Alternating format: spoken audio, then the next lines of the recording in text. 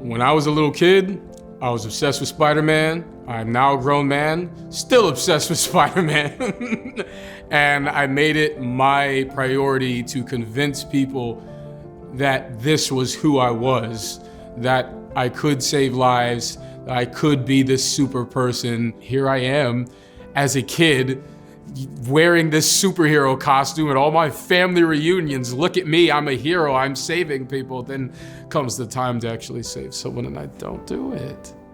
Sometimes you can be the villain of your own story by doing nothing, by sitting by the phone and not answering it. Because who am I not to answer the phone when the person needing that call to be picked up could be someone like my aunt.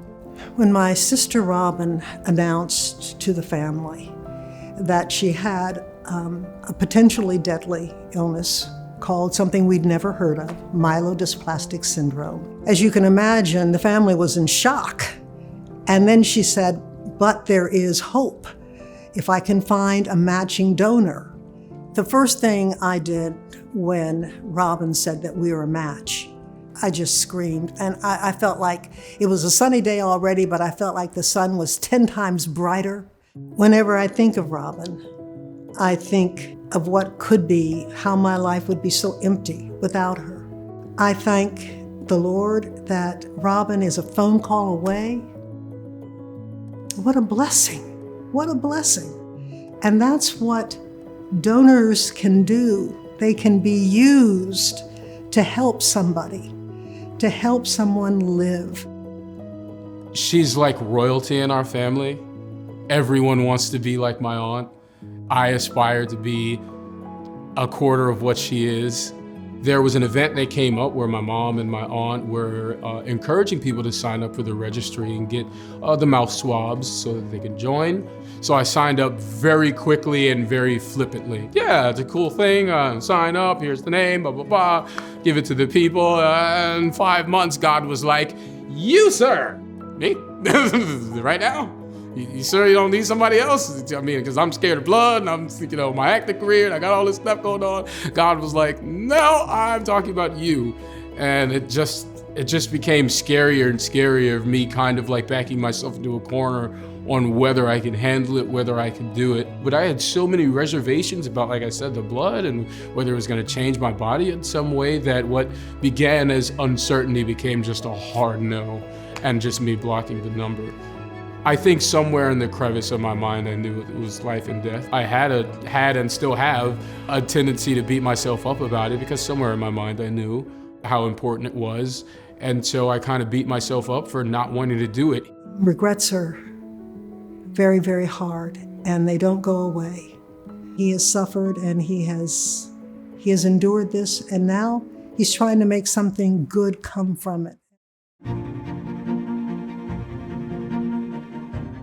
NNDP did not have my number yet. I had changed my number, but they called my mom, and I was already in New Orleans visiting, and she called me downstairs. Hey, you want another chance to do that thing that you're supposed to do?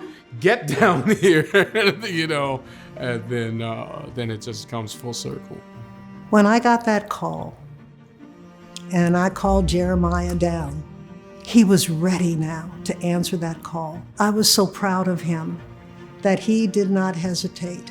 Praise God that I was given another chance to give someone else another chance. Because it's damn hard to find a match, man. And I talked to my aunt and she told me that there is never too late a time to do the right thing. I just wish that I would have done the right thing sooner.